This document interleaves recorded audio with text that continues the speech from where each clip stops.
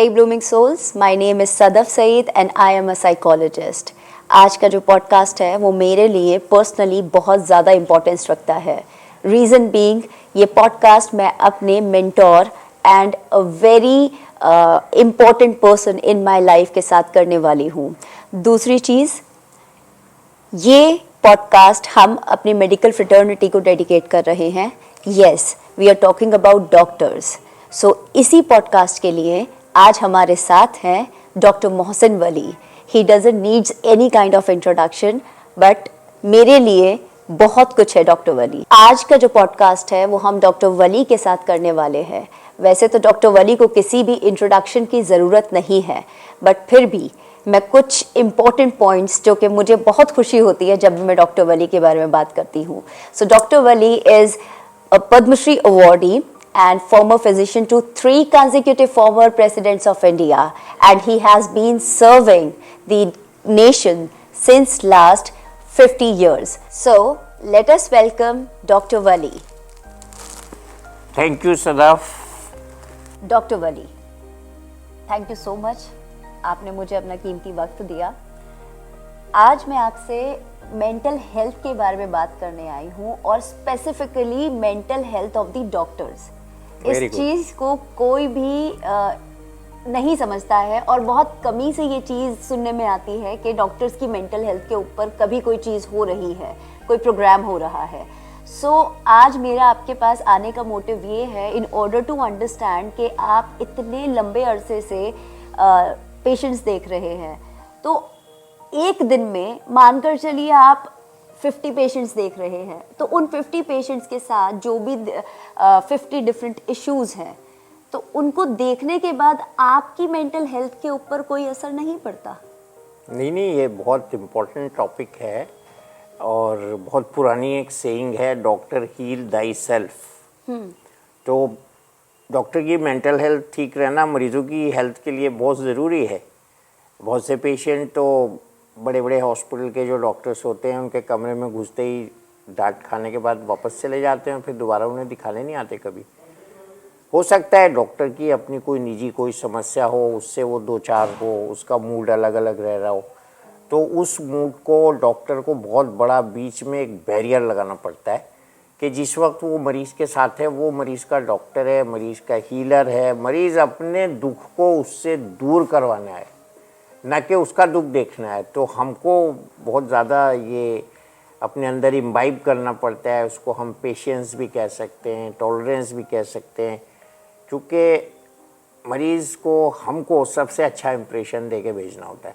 तो इसके लिए बहुत ज़रूरी है कि हम अपने ब्रेन को डिसिप्लिन रखें, जिसको आप मेंटल हेल्थ कह रहे हैं.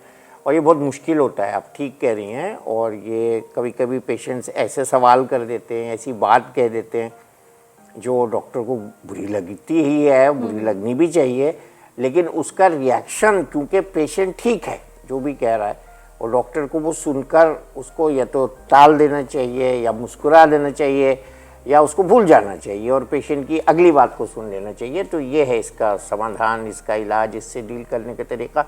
और इसके लिए बड़ा पेशेंस, परसिवरेंस और बड़ी प्रैक्टिस और बड़ा सब्र और ज़ब्त चाहिए होता है. ये कोई छोटी चीज़ नहीं है जिस पर आप इस वक्त बात कर रहे हैं, बहुत बड़ी चीज़ है. और ये एक, हम ये नहीं कह सकते कि हम जो हैं वो हम पोज नहीं करें. आर्टिफिशियलिटी नहीं होती इसमें. डॉक्टर अपने मूड को छुपा नहीं सकता. ये सबसे बड़ी बात है. अगर डॉक्टर गुस्से में, तो मरीज़ देख के समझ जाएगा कि डॉक्टर साहब को गुस्सा आ रहा है, तो हमको ये एक्सप्रेशन देना ही नहीं है कि हम एबनॉर्मल मूड में.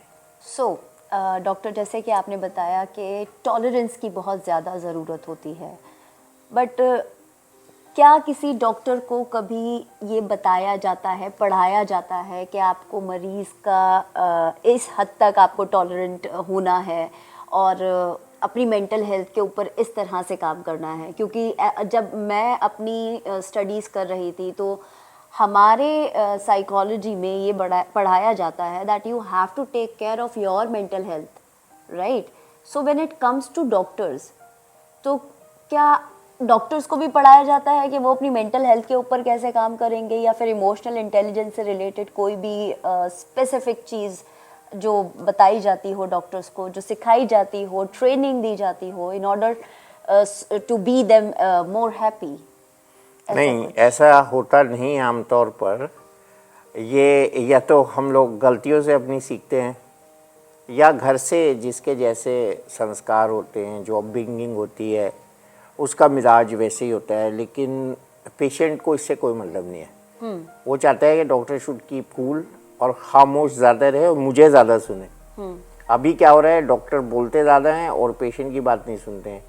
तो उससे पेशेंट जो है 20% सेटिस्फाई होकर घर जाता है, या 25% सेटिस्फाई होकर घर जाता है। डॉक्टर को पेशेंट्स की ट्रेनिंग तो है ही नहीं। और जो सरकारी डॉक्टर्स होते हैं उनको थोड़ा सा ये भी होता है कि मेरी तो नौकरी पक्की है, मेरा कोई कुछ बिगाड़ नहीं सकता। तो डांट भी देते हैं पेशेंट्स को, कभी कभी झिड़क भी देते हैं। और पेशेंट बहुत एक नाजुक सिंथ होता है। Patient is like a flower, वो मुरझा जाते हैं बहुत जल्दी। तो उसके इमोशंस की रिस्पेक्ट हमें करनी सीखनी चाहिए और सिखानी चाहिए। हाँ, जो हम लोग सीखते हैं वो अपने सीनियर्स को देखकर सीखते हैं कि जूनियर डॉक्टर को बहुत गुस्सा आ रहा है और सीनियर डॉक्टर हंस रहा है। तो ये जो सीख होती है, यही सीख होती है फॉर्मेटिव डेज़ में।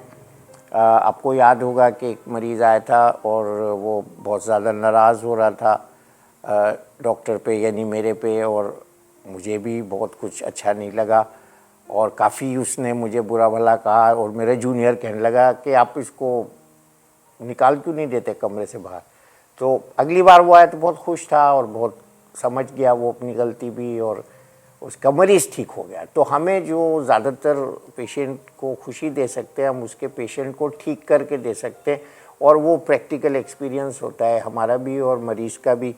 और मरीज़ क्या चाहता है, दो बातें चाहता है। एक तो उसका मरीज़ ठीक हो जाए, और उसके जो साथ में अटेंडेंट्स होते हैं वो सब अलग अलग चाहते हैं कि हमारी बात भी डॉक्टर सुने, और घर जाके हमें ये सुनने को मिले तुमने मेरा बहुत ख्याल रखा, मरीज़ हमसे जाके कहे। तो ये कॉम्पोनेंट बड़ा अजीब सा होता है।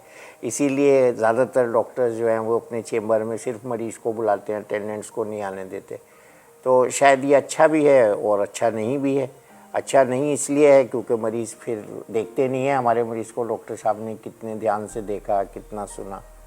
और अच्छा इसलिए है कि डॉक्टर का भी वक्त बचता है, मरीज़ का भी बचता है। तो दोनों सिचुएशंस पे डिपेंड करता है। लेकिन आपकी बात ठीक है, ऐसी ट्रेनिंग होनी चाहिए डॉक्टर्स को, हाउ टू बिहेव। आजकल जितने झगड़े हो रहे हैं ना, और डॉक्टर्स कानून बनाने की बात कर रहे हैं असॉल्ट के ख़िलाफ़, ये इसी वजह से होते हैं क्योंकि या तो हम मरीज़ को बता नहीं पाते हैं, या मरीज़ हमसे ज़्यादा एक्सपेक्ट करता है, उतना नहीं बता पाते हैं उसके बारे में, या मरीज़ की सही बात की पकड़ नहीं कर पाते हैं, जिसके लिए आप लोग असिस्ट करते हैं हमें कि मरीज़ के अंदर क्या चल रहा है दिमाग में। वो मरीज़ को डिप्रेशन है, इम्पोटेंसी है। बहुत से लोगों को इम्पोटेंसी होती है तो वो बात करते रहते हैं डॉक्टर से। वो ये एक्सपेक्ट करते हैं कि डॉक्टर इस पॉइंट पे आए। वो खुद से नहीं कहते, या झेपते हैं, या शर्माते हैं, या वो सोचते हैं मैं कैसे कहूँ। तो ये कई एस्पेक्ट छुपे होते हैं। कुछ डिप्रेशन के पेशेंट होते हैं, वो ज़्यादा हंसते हैं, वो डॉक्टर को ये दिखाते हैं कि मैं तो बिल्कुल ठीक हूँ, डिप्रेस नहीं हूँ, लेकिन उनके अंदर उस हंसी के पीछे एक बहुत बड़ी कहानी होती है और बहुत बड़ा एक सदमा होता है जिसको हमें डेसिफर करना होता है। तो ये जो इमोशनल हेल्थ का सवाल है ये बड़ा नाजुक भी है, और डॉक्टर भी एक इंसान है, वो थक भी जाता है, उसको गुस्सा भी आ सकता है, उसको इरिटेशन भी हो सकता है। एक बार हमारे बॉस ने गलती से एक आदमी को थप्पड़ मार दिया ऑफिस में, और 7 दिन बाद बहुत परेशान मेरे पास आए। मैं उस वक्त राष्ट्रपति भवन में था, तो वो बहुत परेशान थे, तो वो कुछ कह नहीं पा रहे थे। तो मैंने खुद ही उनसे पूछा कि सर क्या हुआ। कहने लगे वो हॉस्पिटल में एक बंदा आया, वो गड़बड़ बात कर रहा था, तो मैंने उसको थप्पड़ मारा। वो तो किसी एमपी का अटेंडेंट निकला, अब वो एमपी साहब ने मेरी शिकायत कर दी है। तो मैंने उनसे कुछ नहीं कहा, मैंने कहा ठीक है। मैंने उन एमपी साहब को फ़ोन किया और उनकी तरफ से उन एमपी साहब से माफ़ी मांग दी, बात रफा दफा हो गई। सो डॉक्टर, जो अभी आपने एग्जाम्पल दिया कि एमपी साहब का निकला वो जानकार, सो इसी से मुझे भी याद आता है कि मैंने भी आपके साथ 4 साल तक काम करा है और बहुत कुछ सीखा है। जो भी कुछ सीखा है मैंने वो सारा का सारा क्रेडिट आप ही को जाता है। Thank you. कि अगर आपके पास कोई भी पेशेंट आया है, मेरी पूरी 4 साल का जो मेरा टेन्योर था आपके साथ वो ये था कि मैंने एक भी दिन आपको किसी पर वेंट आउट करते हुए नहीं देखा। आपको हमेशा मैंने एक स्माइल के साथ देखा।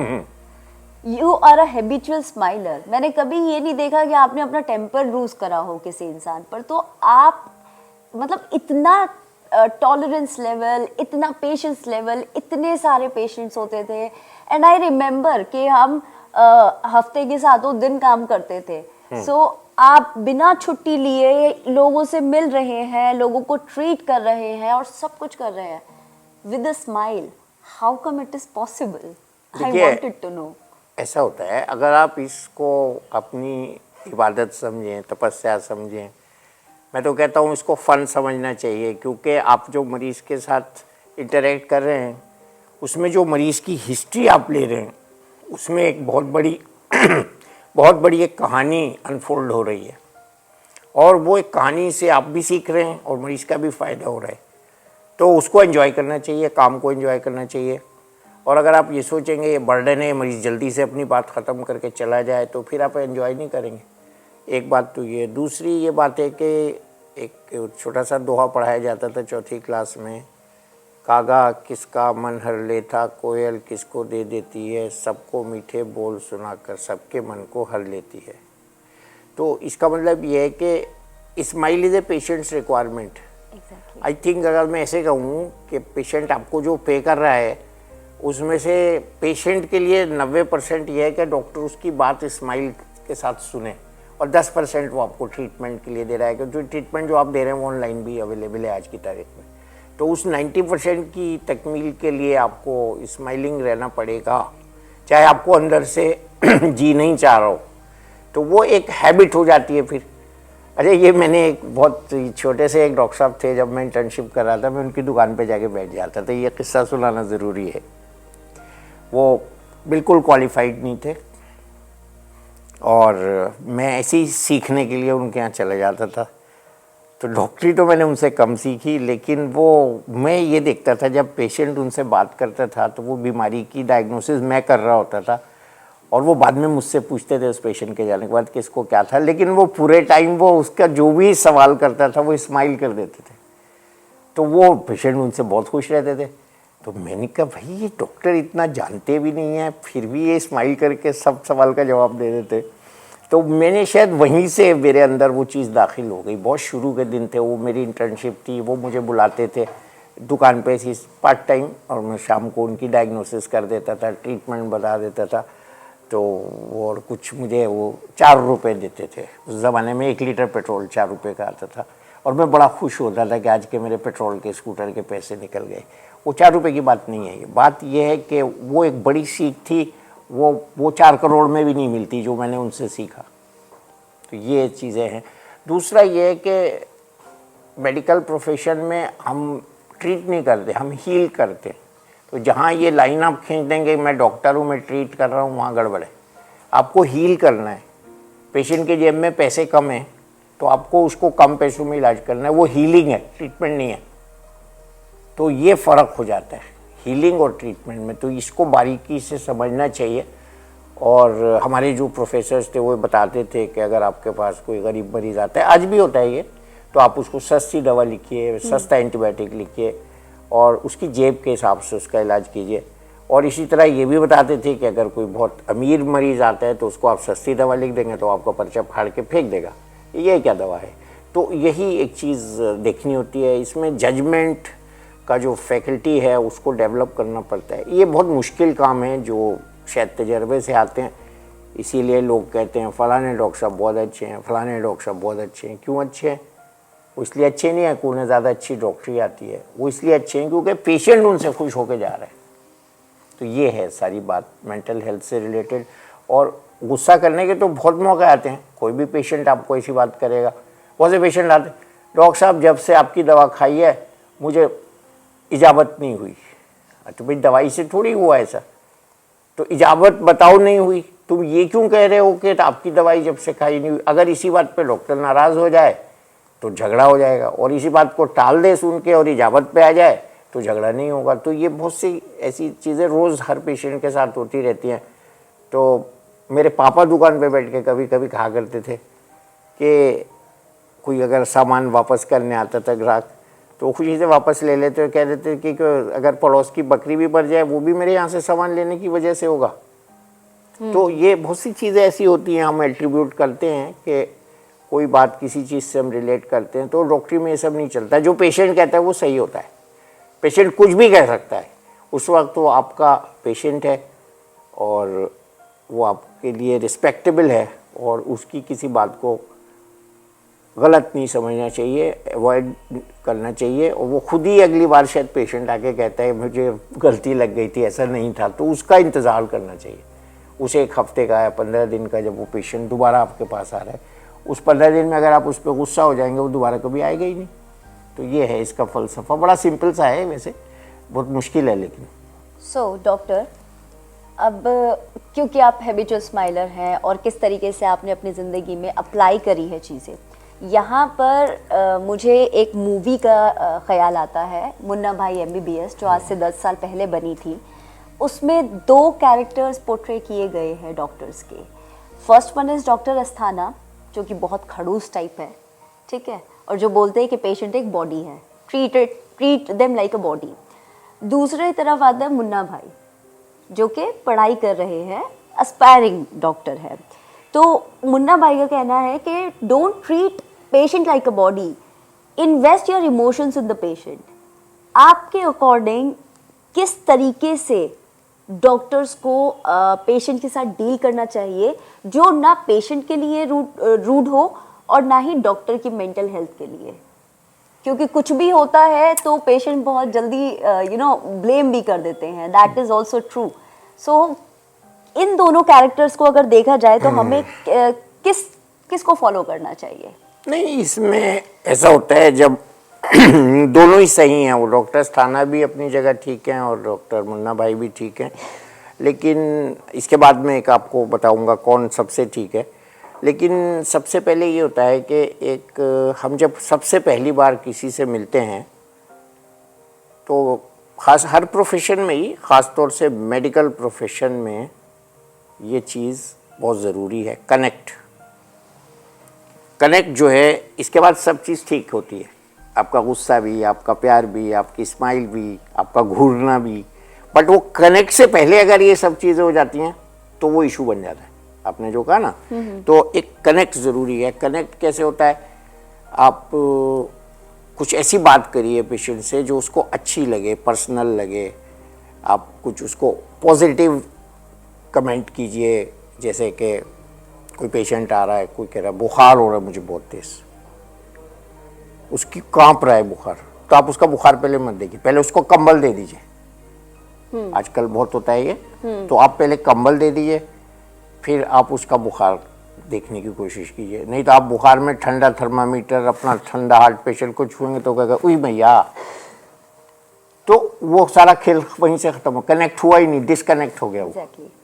तो इसको आप समझिए पहले। अभी अंदर जो पेशेंट लेटी है उसको मैंने ब्लोअर भी दिया, उसको कंबल भी दिया और उसको जो इस ड्रिप में बॉटल लग रही है उसको गर्म भी करवाया। And she felt so happy. You connected with her. Connect हो गया ना कि आपने उसको कंबल दिया, वो कंबल लेने नहीं आई है, दवा लेने आई है।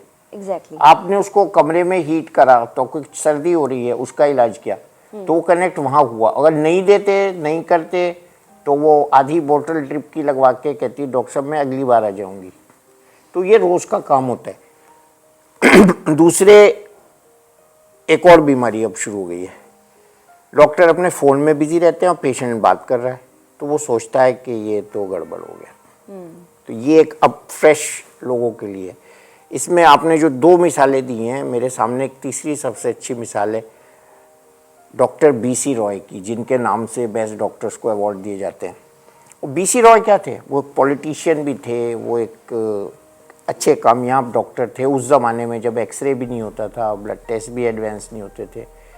वो मरीज की बात सुनकर ही उसको खुश कर देते थे। अब अभी भी ये पढ़ाया जाता है लेकिन डॉक्टर्स करते नहीं हैं।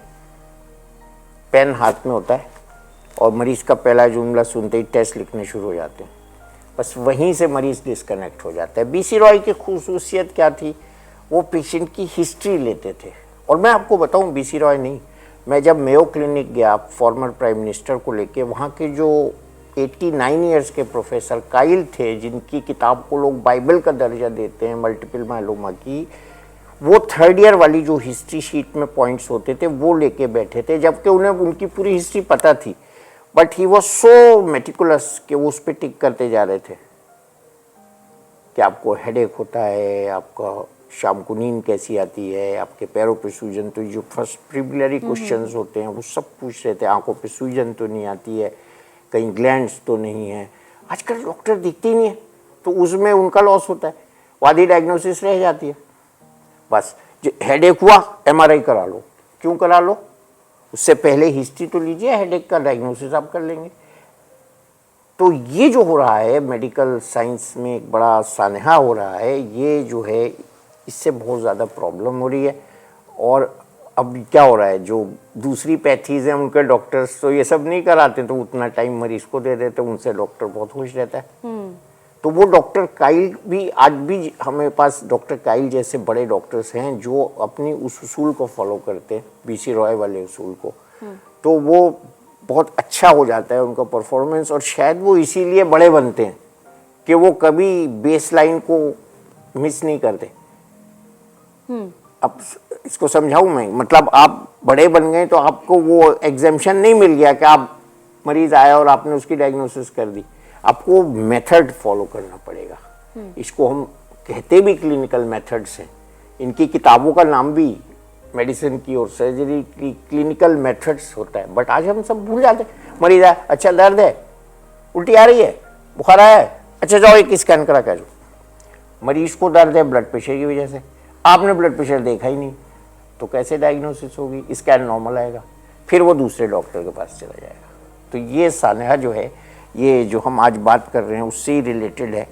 और ये इस तरह से अगर हम सब मरीजों को लूज़ करते रहेंगे तो आखिर में फिर पेशेंट ख़त्म हो जाएंगे। तो बेसिक चीज़ जो है वो ये है कि एक बैलेंस रखना है टाइम में, इमोशन में और अपनी परफॉर्मेंस में और काबिलियत में, चारों चीज़ों में तवाज़ुन बना के रखना है। So I think forget Munna Bhai and Dr. Asthana, stick to BC Roy Yes. and Dr. Kyle, right? Yes. तो हमें रियलिस्टिक होना बहुत ज़्यादा ज़रूरी है। ओके, सो डॉक्टर, अब हमने ये जान लिया कि हमें पेशेंट के साथ एम्पैथी भी रखनी है और साथ साथ हमें अपनी इमोशनल कंट्रोल, या सॉरी गलत हो गया, नहीं ठीक है, ओके, वो तो ऐसे ही है। सो डॉक्टर, आपकी बातों से ये समझ में आया कि हमें एक कनेक्शन बनाना है मरीज के साथ और एट द सेम टाइम हमें एक प्रोफेशनल बाउंड्री भी क्रिएट करके रखनी है सो दैट उसका उल्लंघन ना हो और उसके वजह से जो भी केओस होता है आजकल डॉक्टर्स और पेशेंट के बीच में वो ना हो। अब इसी के साथ, क्योंकि मैंने आपके साथ 4-4.5 साल काम करा है और एक साथ मैंने आपको 7 पेशेंट्स को डील करते हुए देखा है at a single time, which is amazing. आपके साथ काम करने में मुझे इतना सीखने को मिला है कि शायद कोई यूनिवर्सिटी मुझे कभी नहीं सिखा सकती है। सो everything that I am today, whatever I am doing today is because of you. Now, Thank you. यहाँ पर एक प्रॉब्लम की बात ये है कि कोई इस तरह से समझाने वाला नहीं है। अगर मेडिकल फ्रेटर्निटी की भी बात करें, मेरे लिए मेरे मेंटोर आप बने, आपने मुझसे सब कुछ सिखाया, आपने बोला sky is the limit for me, और आपने मुझे इंजेक्शन से लेकर ईसीजी सब कुछ, not only confined to the psychology perspective, आपने मुझे सारा फ्रीडम दिया कि आप टेस्ट भी रन करो, ईसीजी रीड करो, रिपोर्ट्स को भी अंडरस्टैंड करो एंड देन मेडिसिन। सो आपका क्या मानना है इस चीज़ पर कि डॉक्टर जो आजकल इंटर्नशिप प्रोवाइड की जाती है, क्या वो इस तरह से नहीं होनी चाहिए जिस तरह से आपने मुझे प्रोवाइड करा है? वो डिपेंड करता है इंटरेस्ट पे बच्चों के। आजकल बच्चे तो चाहते हैं जल्दी से टाइम पूरा हो और हम जाके या तो फ़ोन में लग जाएं या कुछ रेस्टोरेंट में जाके बैठें या फिल्म देखें या दोस्तों से बात करें। उनको ये नहीं पता होता है कि ये एक डेडिकेटेड लाइफ है जो हमने चुनी है और इसमें सिर्फ कुर्बानी ही है, उसमें एन्जॉयमेंट बहुत कम है। खैर वो एक लेवल था हमारा, उसमें हमने ऐसा नहीं किया, लेकिन एक ऑर्डिनरी भी जो कॉमन डॉक्टर है उसके लिए भी ड्यूटी कम्स फर्स्ट। तो व्हेन ड्यूटी कम्स फर्स्ट, तो अभी आप प्रोग्राम से पहले मुझसे कह रही थी, आपको याद आ रहा था कि मैं अपनी बेटी की शादी के दिन भी 4 बजे तक मरीज देख रहा था। बेटे की शादी के दिन भी 4:30 बजे फंक्शन था और 2 बजे तक मरीज देख रहे थे और हमने तो अब ड्यूटी कम्स फर्स्ट में कोई ये भी कह सकता है ये मजनून है, इसको छुट्टी लेनी चाहिए। तो बीमारी को भी छुट्टी ले लेनी चाहिए, अगर ऐसा होता है तो हम छुट्टी ले लेंगे। तो बीमारी तो छुट्टी देख के नहीं आती, तो बीमारी तो कभी भी आ सकती है। तो हमें जो खैर बचपन में जो ट्रेनिंग दी गई है वो इसी तरह की दी गई है कि 7 दिन हमने काम किया है बचपन से, और प्रेसिडेंट के साथ तो कभी संडे मंडे होता ही नहीं है, न डे और नाइट भी नहीं होता है। तो शायद मेरे साथ ऐसी कुछ एक्लेमेटाइजेशन हो गया है कि घड़ी से नहीं चलते हम, तो काम के हिसाब से चलते हैं। लेकिन जो जितना कर ले उसके लिए अच्छा है, लेकिन एक आम फहम डॉक्टर के लिए, एक आम डॉक्टर के लिए थोड़ा सा प्रेफरेंसेस को फिक्स करना ज़रूरी है। और ये तो बहुत कॉमन है कि सर्जन्स जब ऑपरेशन करते हैं तो कभी कभी 11-12 घंटे भी वो चाय भी नहीं पीते हैं, मास्क लगाए रहते हैं, और खाने की तो सवाल ही नहीं। तो वो जो है ये एक कोई चीज़ स्पेशल है इस प्रोफेशन में जो दूसरे प्रोफेशंस में नहीं है। हर कोर्ट में लंच होता है, बट किसी ओटी में लंच नहीं होता। कभी आपने नहीं सुना होगा ओटी का लंच चल रहा है, तो कोर्ट का लंच होता है, ऑफिस का लंच होता है, और हमारे यहाँ जो मजदूर काम करते हैं उनका भी लंच होता है। तो हम लोगों का लंच वंच ज़रा नहीं होता है, तो जब वक्त मिलता है खाना खा लेते हैं। तो आपका जो सवाल था वो ये था कि सब चीज़ सबको आनी चाहिए, और आजकल ऐसे डॉक्टर्स की कमी हो गई है जिनको हम जनरल फिजिशियन या जनरल डॉक्टर्स कहते हैं। क्योंकि मैं लोगों को यही मिसाल देता हूँ कि आपका 700 ग्राम का हार्ट तो मेरे चैम्बर में नहीं चल के आ रहा है, आप पूरे 60 किलो के चल के आ रहे हैं। तो आपको तो 60 किलो को जो ट्रीट करे आपकी बॉडी को उसका डॉक्टर चाहिए ना, 700 ग्राम वाला डॉक्टर तो बाद में चाहिएगा। आंख आपकी 10 ग्राम की है, उसको ट्रीट करने के लिए पूरी बॉडी वाला डॉक्टर भी तो होना चाहिए जो ब्लड प्रेशर का इफेक्ट आंख में देख के बताए। तो ये जो चीज़ें हैं, ये जैसे जैसे हम स्पेशलाइजेशन की तरफ बढ़ रहे हैं, ये ट्रेजिडीज़ ऐड होती जा रही हैं। फिर बच्चों की तरबियत, आजकल एक गाना था ना वो मेरी मर्जी, वैसी वाली घरों पर हो रही है। मैं चाहे ये करूँ, हाँ मैं चाहे हाँ, तो वो चाहे करूँ हम, वो जो रैगिंग में, मैं आज ही किसी को बता रहा था कि रैगिंग जब हमारी हुई थी तो उसमें बहुत सी चीज़ें ऐसी सिखाई गई थी जो अब काम आती हैं, और अब तो रैगिंग बैन है। तो जो सीनियर्स अपने तजर्बे डिसेंट रैगिंग के ज़रिए मुंतकिल करते थे जूनियर्स में, अब वो नहीं हो रहे।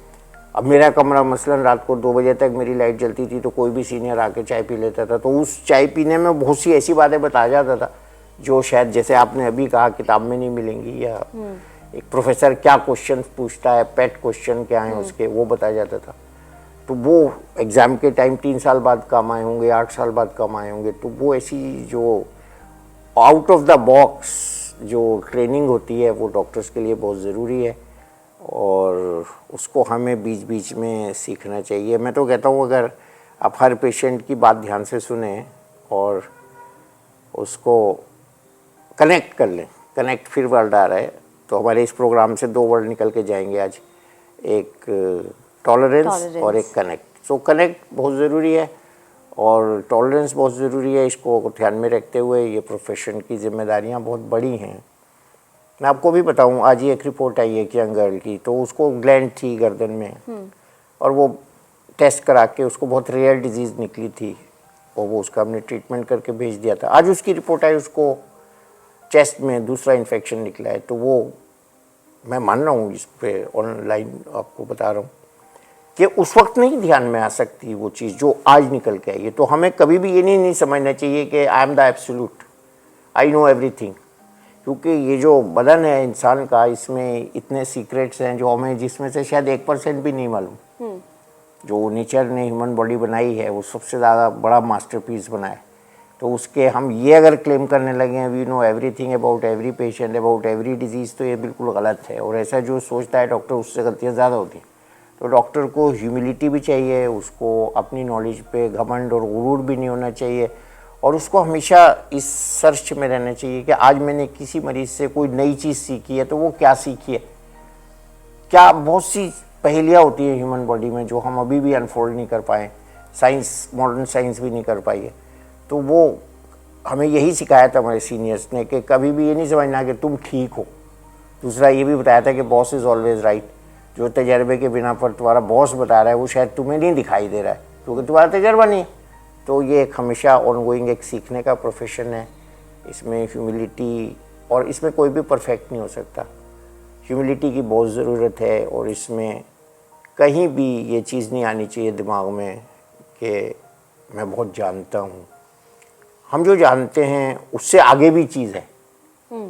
तो वही शेर इकबाल का कि सितारों के आगे जहाँ और भी है अभी इसके इम्तिहान और भी हैं। तो वो ये जो नॉलेज है ना मेडिकल वर्ल्ड की, ये इनफाइनाइट है और इसको कोई भी कभी भी ये दावा नहीं कर सकता कि मुझे ये सब आता है। इसीलिए हमारे एग्ज़ाम में जो होते हैं कोई चॉइस नहीं होती, आंसर एनी 3 क्वेश्चन नहीं होता पेपर में। उसमें जितने सवाल होते हैं सबको आंसर करना पड़ता है कि आप ये नहीं कह सकते मरीज से ये वाला तो सवाल मैंने एग्ज़ाम में चॉइस में था छोड़ दिया था। तो you are train to be perfect but you should never claim that I am perfect.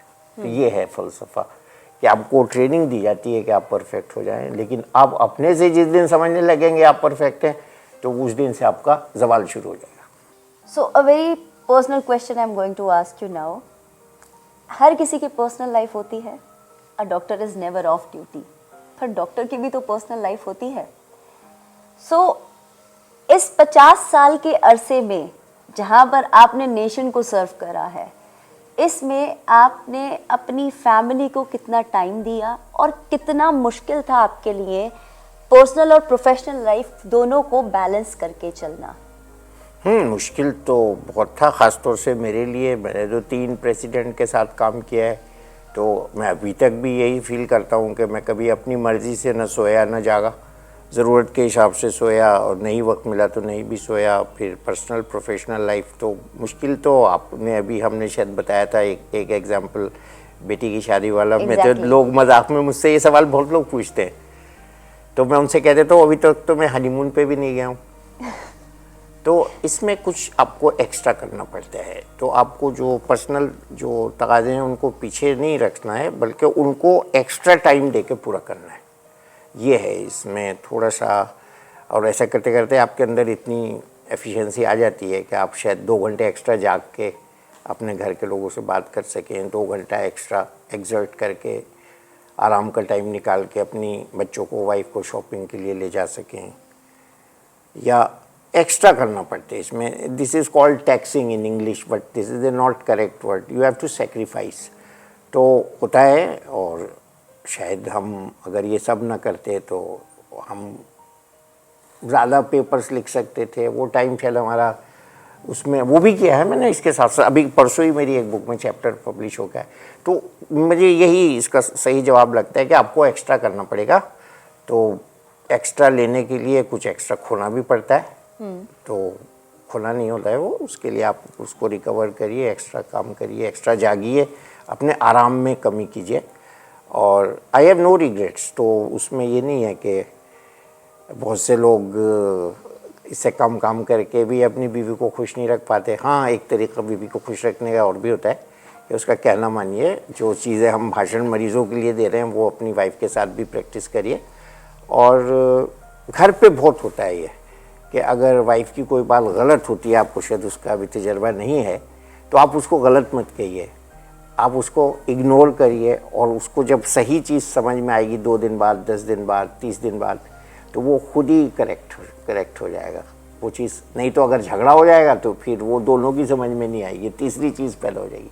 तो मेरा प्रिंसिपल यही रहा है कि अगर मुझे लगता है कि मेरे घर का कोई फ़र्द गलत कर रहा है तो उसकी गलती पॉइंट आउट करने से अच्छा ये है कि उसको करने दो और उसको सीखने दो।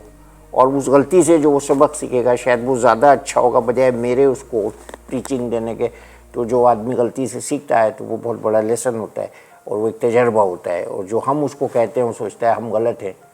और आजकल के तो शायद बच्चे 100% अपने पेरेंट्स को यही कहते हैं कि आप गलत हैं, आपको कुछ नहीं पता। तो ये तो खैर बिल्कुल गलत चीज़ है। लेकिन मैं जो आपसे कहना चाह रहा हूँ, मैं शायद कह नहीं पा रहा हूँ पूरे उससे, कि हमको कोई चीज़ अगर गलत लग रही है तो कभी कभी रिएक्ट करने की जगह इग्नोर करके भी उसका हल निकल सकता है। और रिएक्ट करने में शायद टकराव होता है, तो टकराव किसी को भी नहीं पसंद होता है। टकराव में दोनों फरीक का नुकसान होगा और इग्नोर करने में आपका भी नहीं होगा और दूसरे फरीक का भी नहीं होगा। तो इस तरह से उसको आगे बढ़ते रहना चाहिए। और ऐसा भी होता है जब आपको कुछ लोग तकलीफ़ पहुंचाते हैं तो उस पर भी आप रिएक्ट करोगे तो तकलीफ़ तो पहुंच चुकी, सब्र कर लीजिए उस पर, जो हमारा उसूल है। तो सब्र करके भी उसको बर्दाश्त किया जा सकता है, उसका भी फिर फल मिलता है। उस सब्र का फल मीठा तो कहावत है ही है।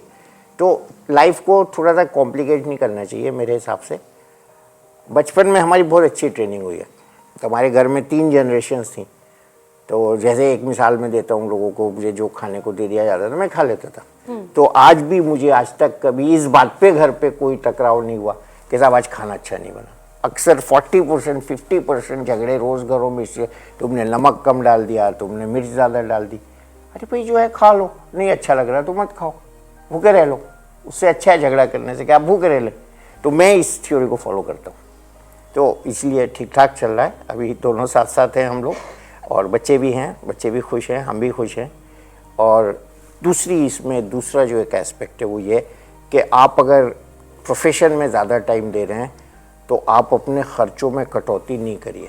आप ख़र्चे अपने पूरे करिए, एक्स्ट्रा करिए, बच्चों को भी खुश रखिए, घरवाली को भी खुश रखिए और अपने आसपास जो लोग हैं उनको भी खुश रखिए। जब आप उनके फाइनेंस टाइट कर देंगे तो उनका रिएक्शन आता है। तो इसलिए अगर आप उनको कम वक्त दे रहे हैं तो फाइनेंसेस उनकी कट मत करिए। तो ये ज़रा पर्सनल चीज़ है but I can share it. तो उसमें ये है कि आप खुश रहेंगे। अल्टीमेट जो तीसरा वर्ड निकला है प्रोग्राम के बाद आखिर में कि खुशी के लिए हम कुछ भी करते हैं ना, उसमें हम उस वक्त ये तो नहीं देखते कि पैसे जा रहे हैं। आप सिनेमा हॉल में बैठ के आ जाते हो, गंदी हवा में सांस लेके आ जाते हो 4 घंटा और पॉपकॉर्न डबल दाम पे खा के आते हो और वो लाइट भी देख के आते हो आंखें खराब करके, उसके लिए आप पैसे दे के आते हो। इससे आसान एग्जाम्पल मैं लोगों को देता हूँ, बाल काटते ना, नाई काट देते हैं, आप खुश होकर अपने बाल दे आते हो उनको। तो हम भी सब लोग, तो ये क्या है, खुशी है ना। नाई काट भी रहा है बाल, पैसे भी ले रहा है। भाई किस बात के पैसे ले रहे, तो बाल ले रहा है, मेरे जिंदा बाल काट रहा है। तो कभी कभी हमको पैसे को नहीं देखना चाहिए, खुशी के सामने, और खुले दिल से खर्च करना चाहिए। और खर्च की बात मैं कर रहा हूँ तो गरीबों पर भी करना चाहिए, उससे दुआएं मिलेंगी। तो वो जो हम एक्स्ट्रा घर में खर्च कर रहे हैं तो उसमें बरकत हो जाएगी। तो ऐसे बैलेंस लाइफ का ये बड़ा कॉम्प्लिकेटेड इशू है, तो इस पर तो खैर ज़्यादा बात नहीं कर सकता। लेकिन ये है कि आप शांति रखने के लिए कई काम करने पड़ते हैं, एक बैलेंस रखना पड़ता है, सेक्रीफाइस करना पड़ता है, झगड़ा नहीं करना है, और थोड़ी सी अपनी नींद कुर्बान करके बच्चों को घर में एक्स्ट्रा टाइम देना पड़ता है। सब मैनेज हो जाता है। Time is the greatest healer. Exactly. So doctor, one thing जो मैंने आपसे आपके साथ काम करके सीखी है वो ये है कि आपने मुझे बर्दाश्त करना सिखाया है। This is exactly the same word. आपने मेरे टॉलरेंस लेवल को इतना स्ट्रेच कर दिया है आज की डेट में कि no one can instigate me, right. और हर दिन कोई ही ऐसा दिन जाता होगा जब मैं अपने इंटर्न्स को, अपने स्टाफ को आपके बताए हुए किस्से नहीं बताती हूँ कि doctor Wali used to do this thing like this. So मैंने तो आपसे सीख लिया, पर जब मैं वो चीज़ किसी और को सिखाने की कोशिश कर रही हूँ ना, स्पेसिफिकली द जेन जी, वो बड़ा मुश्किल हो रहा है। और अगर हम डॉक्टर्स की ही बात करें तो आजकल टॉलरेंस लेवल किसी का भी ठीक नहीं है, ना ही डॉक्टर्स का, ना ही पेशेंट्स का, ना ही नॉर्मल जनता जो होती है, करेक्ट। सो इस चीज़ में अब ये कौन सिखाएगा, ये हम कैसे कर सकते हैं इसके लिए डॉक्टर्स के लिए स्पेसिफिकली, कि उनकी इमोशनल हेल्थ, उनका इमोशनल वेलनेस, इन सब के ऊपर हम साथ में काम कर सके। एट द सेम टाइम वो पेशेंट के साथ भी रिस्पेक्टफुली बात करें, एक एम्पैथी रखकर बात करें, अनकंडीशनल पॉजिटिव रिगार्ड रखकर बात करें। सो कुछ इसमें हम कर सकते हैं। ये मुश्किल है और बहुत मुश्किल है। इसमें जो तरबियत और तबीयत की बात है वो अब कहना पड़ेगी, थोड़ा सा एक वक्त लूँगा आपका मिनट। एक बादशाह ने अपनी बिल्लियों को ऐसी ट्रेनिंग दी थी कि वो क्षमा लेके कितनी भी देर खड़ी रह सकती थी, और चैलेंज किया था उसने पूरी अपनी रियाया को कि ये जो मेरी तरबियत है ये सबसे अहम है। तो उसी के एक ऑर्डिनरी से एक उसके बादशाह के दरबार में थे बुजुर्ग, उन्होंने कहा नहीं भाई, तरबियत अहम नहीं है, तरबियत से ज़्यादा तबीयत अहम है। तो कहना मैं आपकी बात नहीं मानता। तो जो तरबियत होती है ना, उससे ज़्यादा अहम तबीयत होती है। और ये ज़रूरी है कि जब हम बचपन में इनकलकेट करते हैं अपनी ट्रेनिंग, उसमें वो चीज़ डेवलप हो जाए, तो उसको हम चेंज नहीं कर सकते। तो बिल्ली की तरबियत क्या है? चूहा खाना। और उन्होंने तबीयत तो है उसका चूहा खाना, और तरबियत कर दी क्षमा लेके खड़ी रहना। तो अब उस आदमी को चैलेंज करने के लिए 6 हफ्ते दिए कि तुम इस बात को साबित करो। तो आदमी बहुत सुलझा हुआ आदमी था, मतलब एनलाइटेंड दार्शनिक टाइप का। तो वो आ गया बादशाह के दरबार में, वो कुछ भी नहीं लेके आया। तो बादशाह के दरबार में जब वो आया तो पूरा महल, चिरागा, पूरा लाइटिंग सिस्टम बिल्लियों के हाथ में था, सब मैनेज हो रहा था। तो बादशाह ने कहा देखा, तरबियत तरबियत बिल्लियां निज़ाम संभाल रही रोशनी का। तो उसने एक चूहा लाया था आस्तीन में, वो छोड़ दिया, सारी बिल्लियां चूहे पे चपट गई, सबने कैंडल्स छोड़ दी, अंधेरा हो गया। तो बादशाह ने क्या हुआ क्या हुआ? कि ना हुजूर, तबीयत गालिब आ गई। तो ये जो बचपन की जो ट्रेनिंग होती है ना, वो बहुत ज़रूरी होती है। वो कहीं ना कहीं वो गालिब आ जाती है जब हम रिएक्ट करते हैं। तो उसमें तो ये बड़ा कॉम्प्लिकेटेड इशू है। इसमें ये जो मैंने शुरू में कहा कि कीप कूल, हैव पेशेंस, और थोड़ा सा कंट्रोल रखने से सब ठीक हो जाता है। सो ये बिल्ली और ये तरबियत और तबीयत की मिसाल सुनकर आज फिर से मैंने आपके साथ एक बहुत इम्पॉर्टेंट लाइफ लेसन सीखा। Doctor, thank you so much आपके इस कीमती वक्त के लिए। आपने टाइम निकाला और अपनी प्रोफेशन के लिए, अपने प्रोफेशन के लोगों के लिए आपने जो टिप्स एंड ट्रिक्स बताई हैं, आई होप वो बिल्कुल काम करेंगी। And once again I really like to appreciate that आपने हमारे इस पॉडकास्ट के लिए टाइम निकाला। Thank you so much. नहीं, आपका भी शुक्रिया बहुत बहुत, आपने इस लायक हमको समझा, बहुत बहुत शुक्रिया। And thank you so much for teaching me all those precious moments and the lessons जो कि मुझे ज़िंदगी में, मैं फिर बोलूँगी, कोई यूनिवर्सिटी, कोई टीचर कुछ नहीं सिखा सकता मुझे जो मैंने आपसे सीखा है। So whatever I am today, I am because of Dr. Wali. Thank you, thank you, thank you. And thank you so much, sir, once again.